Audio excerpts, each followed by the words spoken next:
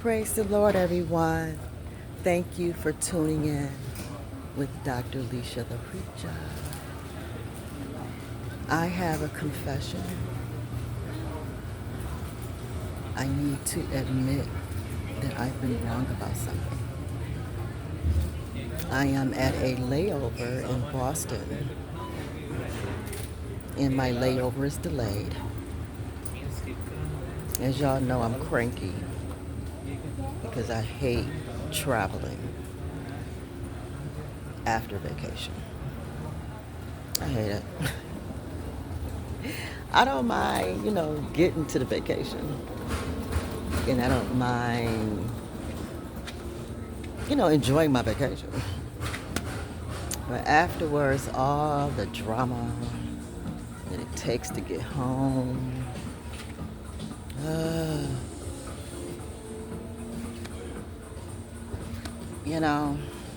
It's just too much. Especially with this whole delay and having to have layovers. And then when you have to overstuff your luggage, and then they made me check in my luggage. I was so pissed. But that's not why I'm making this video. I'm making this video because 4 years ago, when my husband left me and walked out on me, I was so devastated. Yes, it was expected and anticipated for years, but the exact moment wasn't planned. It was spontaneous. And I'm a planner. And I had tried to plan our breakup so that it wouldn't be so hard on me, because I know that I have suicide attempts. And he's never cared about me having suicide attempts. He's never cared about, none of that shit. He never took off work when I had suicide attempts or anything. But at the end of the day, I was wrong for expecting my daughters to be like me. I was wrong for expecting them to be mad at him because I was mad at him.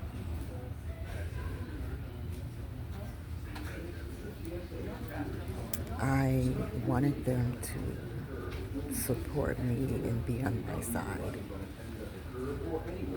I felt like it was just automatic because he's the one that left. He left. And,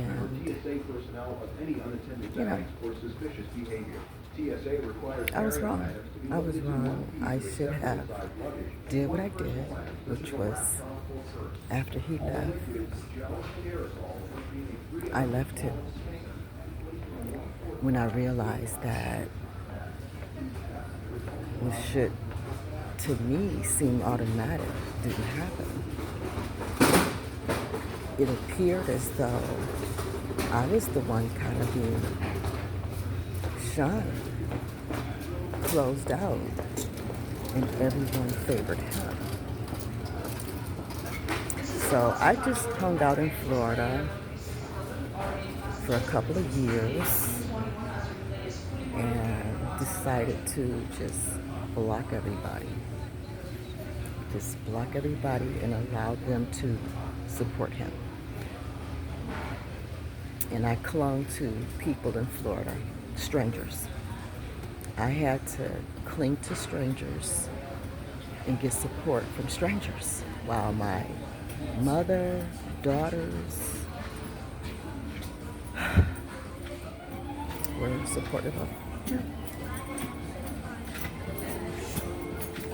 And that hurt really bad because he left me for another woman. And I was being punished. It felt like it. Everybody else was in relationships and in love and getting married and engaged, and I was being dumped and alone.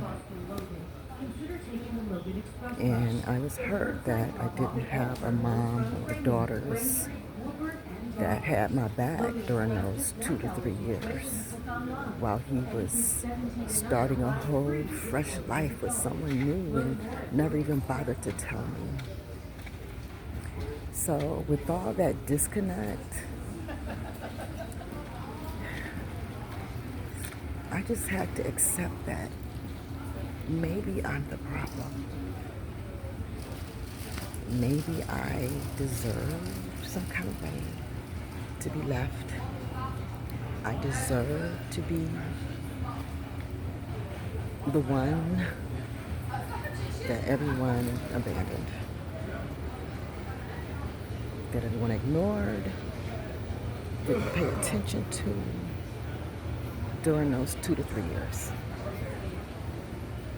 And I cried a lot. And I was so depressed. I just didn't understand. I wasn't talking to my boys because, well, they liked the white woman. They knew her.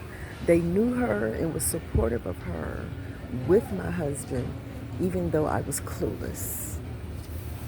I just couldn't understand how could anyone be supportive of a cheating situation. But then, of course, everyone just looked at us as wrong anyway because we had an open marriage. The open marriage allowed everyone to feel comfortable throwing me under the bus because it was as though I set myself up for it. Opening up the marriage ultimately allowed my husband to easily leave me, effortlessly, with all the support of everyone in our life. Even my best friend since 9th grade, a female. She even patted me on the back and was on his Facebook page liking everything and telling me how happy he was with this white woman.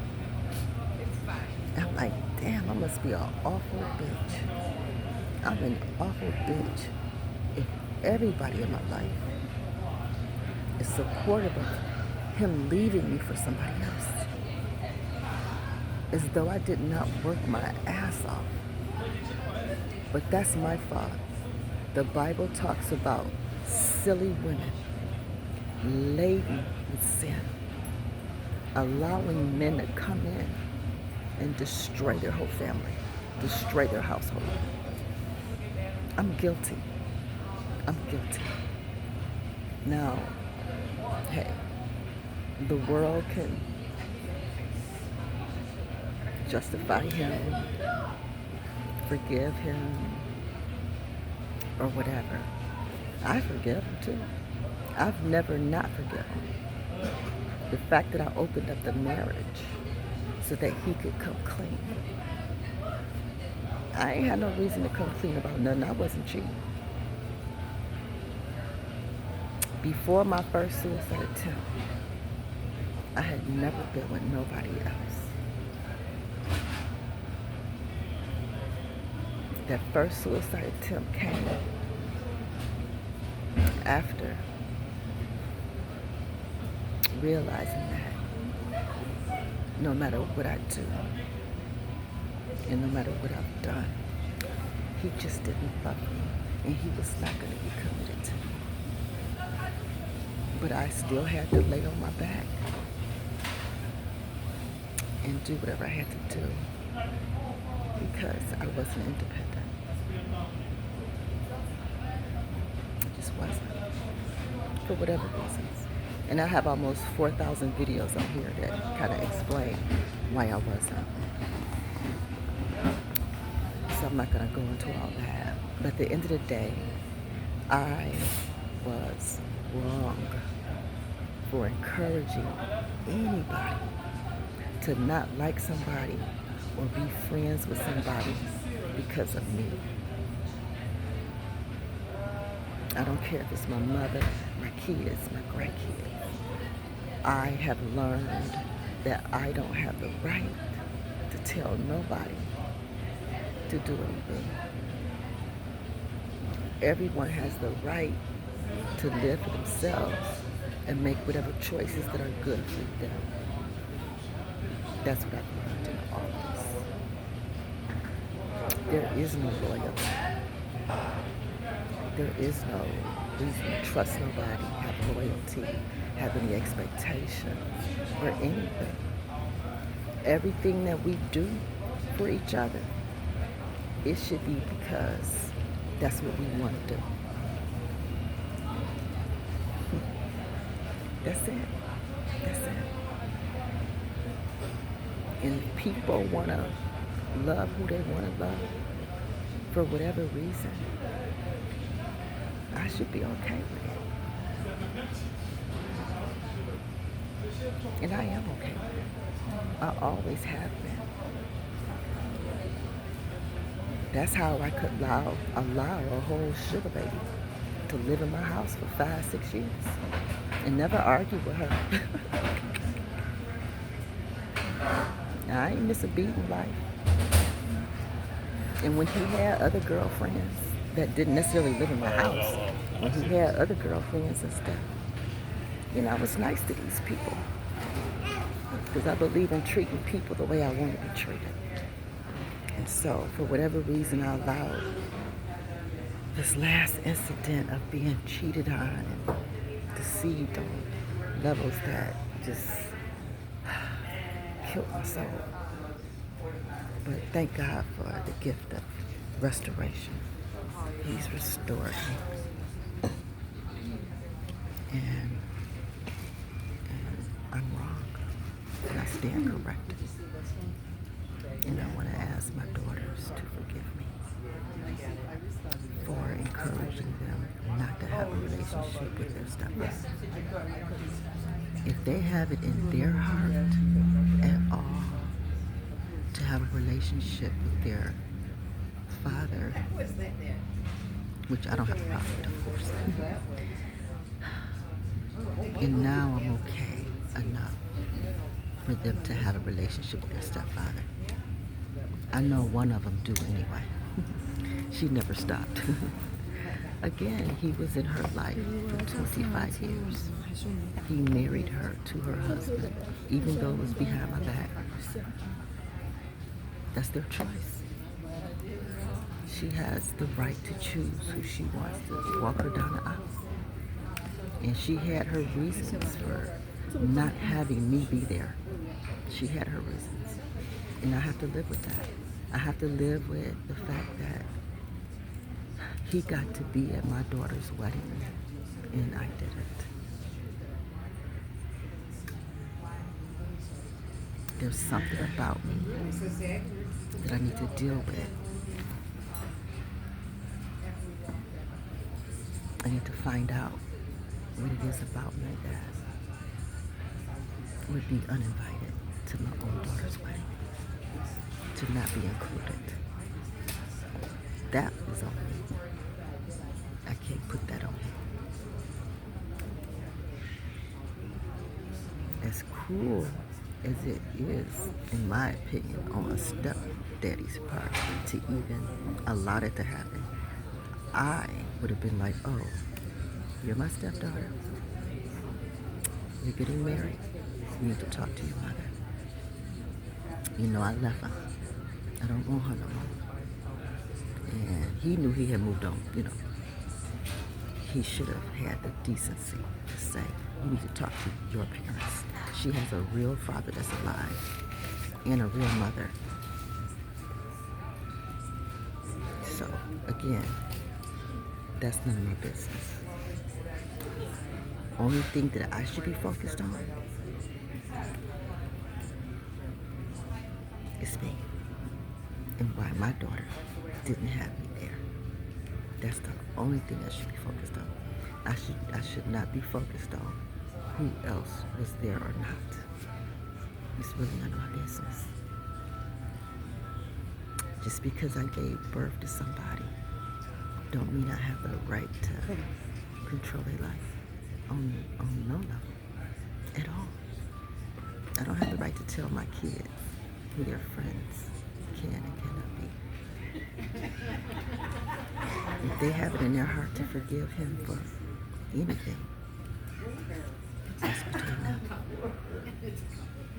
I've learned my lesson. I was wrong. I'm seeking forgiveness. I'm asking for it. And at the end of the day, I forgive myself. Because at the end of any day, if I were to die, I want my daughters to be able to live. And if living means calling up a stepfather and asking for help, prayer, or anything, when I'm dead, so be it. I want my daughters to live life. I don't want my daughters to be homewreckers, but these homewreckers are onto something.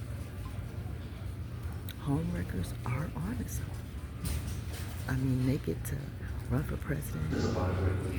They get to get these husbands when these husbands are at their best and reap the rewards of all the work of the silly women laden with sin that just let men destroy their lives. Well, homewrecker women, they don't do all that. I don't want my daughters to be homewreckers. Lord knows I don't. But I don't want them to be afraid to ask for help from any man on this earth. Okay? That's how healed I am today. And I'm not done healing yet. I am not done. I am nowhere near done. That's scary. Well, that's it, Lesia. That's it for Lesia. Dr. Lesia, the preacher, today. I confess my faults. I was wrong. And I want better for my daughters. I want them to be able to love who they want, be friends with who they want, forgive who they want, even if it's my enemy. Even if it's my enemy. That's how much I love my daughters and have confidence in them and in myself. Thank you for tuning in with DrLesiaThePreacha. All frustrated, trying to get back home with layovers and delays in Boston.